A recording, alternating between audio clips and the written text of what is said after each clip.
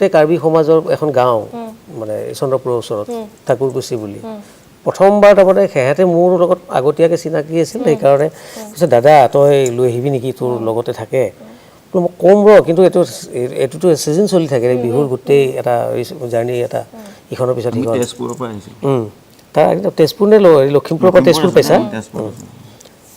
মই জুবিনক ক'লোঁ তহঁত ইয়ালৈ সোমাই দিবি বোলে ক'ত বোলে ইয়াতে প্ৰগ্ৰেম আছে নেকি কৈছে কালি নাই প্ৰগ্ৰেম কালি তহঁত ঘূৰি আহোঁতে ইয়াতে সোমাই দিবি চন্দ্ৰপুৰৰ এইখিনিতে এই গোটেই বৃহত্তৰ অঞ্চলত চন্দ্ৰপুৰ এই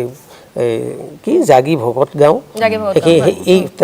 সেই গোটেই হেৰিখিনিত জুবিন কেতিয়াও যোৱা নাই গতিকে সেই গোটেই মানুহখিনিয়ে বিচাৰি আছিলে আৰু গাঁওখনৰ লগত মোৰ পুৰণি এটা চিনাকি আছিলে তাৰে এই গাঁওবুঢ়া যি আছে কাৰ্বি গাঁও সেইখন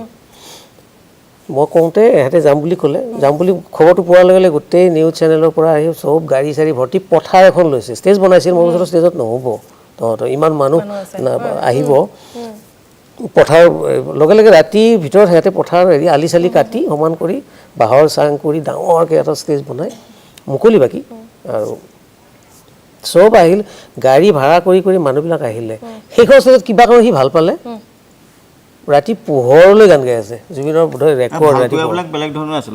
তাৰপিছত গৈ পেলাই আকৌ হেৰি সেই গাঁৱৰ হেৰি ছেক্ৰেটাৰী ঘৰত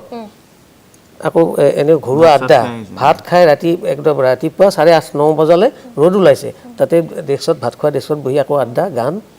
মই জুবলিও আছিলে তেতিয়া সেইখন এখন একদম আমাৰ খুব স্মৰণীয় হেৰি জুবিনে যে পইচা কিন্তু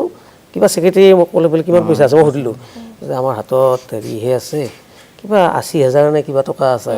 পাহৰিলোঁ কিমান আছে কিন্তু সেইখিনি বোলে সেইখিনিকে দে এই মেনেজাৰক দে তেনেকেই প্ৰগ্ৰেম কৰিছিলে